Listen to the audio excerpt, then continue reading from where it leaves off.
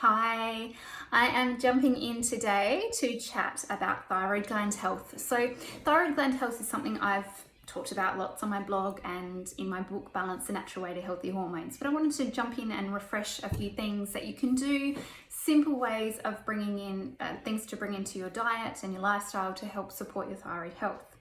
It is important to understand, as I always chat about the holistic approach, we need to understand that not just supporting the thyroid is important. We need to look at also the other hormones, so your sex hormones, your adrenal glands, balancing your blood sugars, because they all help support one another and they all impact one another as well. So it's not just about looking at the thyroid to support the thyroid.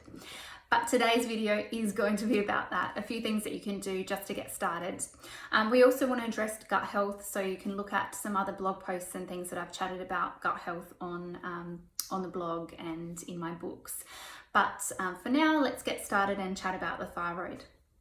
So if you've been either tested or you, from looking and tuning into your body, you presume that your thyroid is struggling.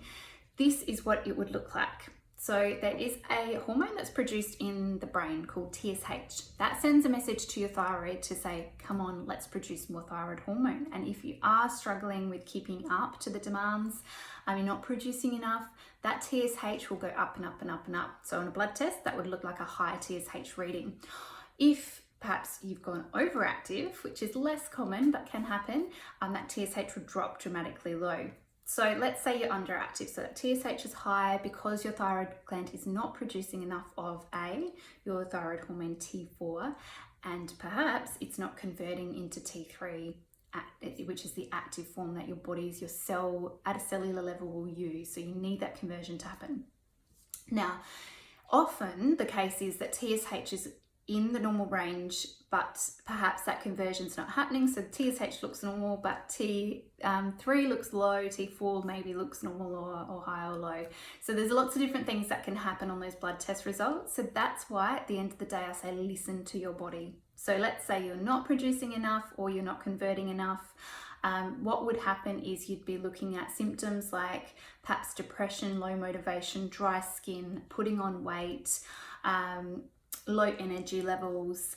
These are common symptoms, cold feelings of underactive thyroid. So that could be either not producing enough T4 in the first place or not converting T4 into T3.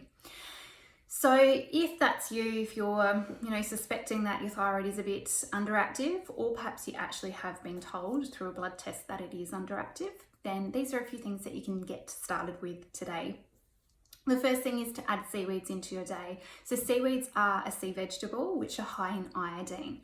Iodine is a mineral that is stored in your thyroid gland. So if your levels drop in the body, then your thyroid will suffer. That iodine also is stored in your breasts, so very important for breast health. Okay.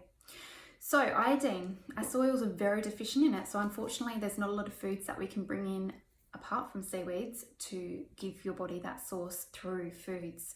So if you can source either some dulse flakes that are perhaps dried and you can sprinkle over top of your meals, perhaps some wakame that you can cook up and chop up and add it into your meals that way, that in a daily source of that is going to help supply you with iodine.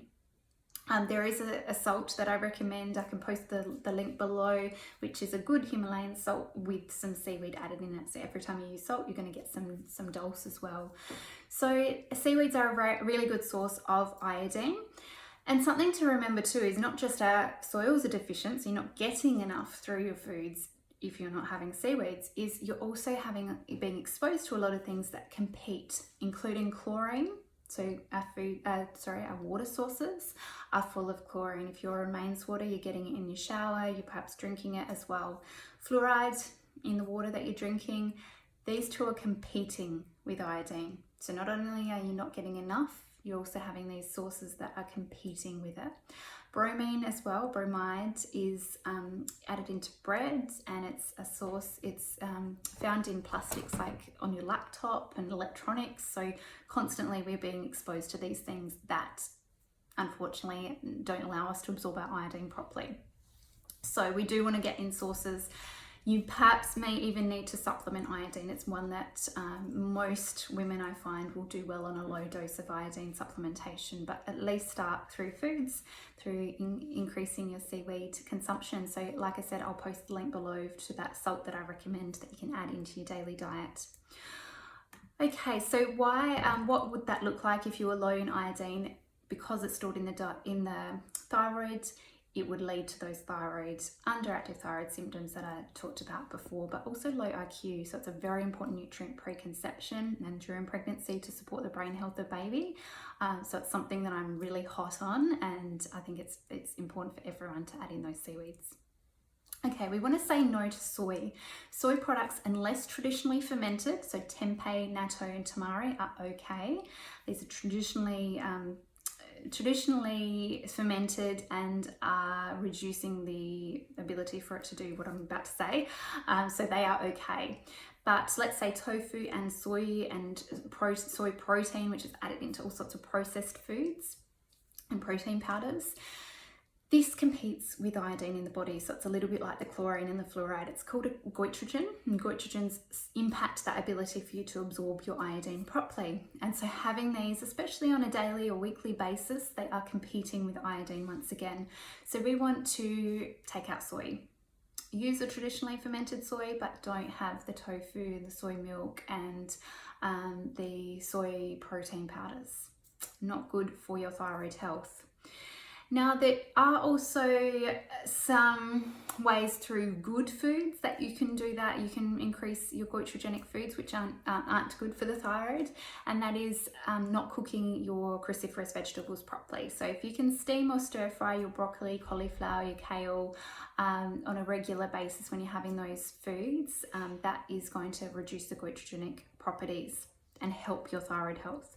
You want to cook with coconut oil. So coconut oil is going to nourish your thyroid, support your energy levels, but it's also going to help stop your absorption of trans fats. Because if you're using other oils for cooking, so say you're using olive oil or cottonseed oil or soy oil or any other oils that you're heating to high temperatures, unless it's an animal fat or ghee or coconut oil, it's going to change its structure to a trans fat. Okay, they're not oils that should be heated to high temperatures. So in using coconut oil in place or lard or ghee, that is a more safer oil to use when cooking. So it's good for you in both ways. It's stable and it's going to actually nourish your thyroid gland. Along with those things, we can use essential oils to help support your thyroid health. So that can be used topically over the thyroid and other areas that absorb really quickly, like your chest, the back of the neck, your hands, your feet, and your lower abdomen. So on a daily basis, about twice a day, if you can massage on diluted peppermint, clove and lemongrass, will help with the underactive thyroid gland. If you've perhaps got overactive myrrh and lemongrass, and if you struggle with Hashimoto's, thyroiditis, autoimmunity, lemongrass and myrrh are good options. So you can dilute them, use them topically. You can also diffuse those essential oils. So that's a few things you can do straight away to support your thyroid gland. If you want more information, please see my book, Balance the Natural Way to Healthy Hormones. Loads more information about thyroid health in there. And if you want to learn a bit more about essential oils and how they can support you and your health, particularly your hormones, you've got my email below, so please get in touch. And I look forward to otherwise hearing your comments below and what other topics you'd like to hear from me chat about. So bye for now.